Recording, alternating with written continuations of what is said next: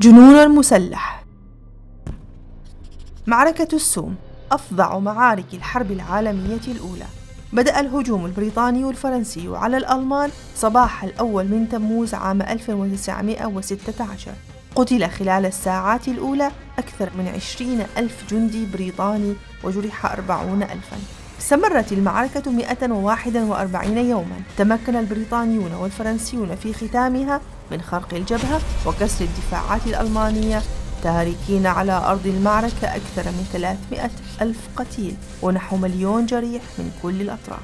روح البطولة والرجولة وضعت مئات الألوف من الجنود البسطاء في يد قادة وزعماء ساقوهم رتلا بعد رتل إلى الموت وهم ينظرون. استخدمت في هذه المعركة كتائب الخيالة فحصدتها الرشاشات بالمئات.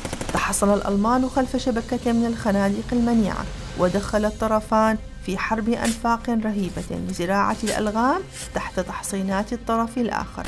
استخدمت الأسلحة الكيميائية ونافذات اللهب وكذلك الطائرات، كما أدخلت الدبابات لأول مرة في عالم الحروب. أطلق الأمريكيون اسم الحرب الأوروبية على الحرب العالمية الأولى، فاكتفوا ببيع السلاح لحلفائهم وإقراضهم المال، أمر لم يعجب الألمان فاضطروا لإرسال غواصاتهم ومهاجمة السفن الأمريكية المحملة بالبضائع.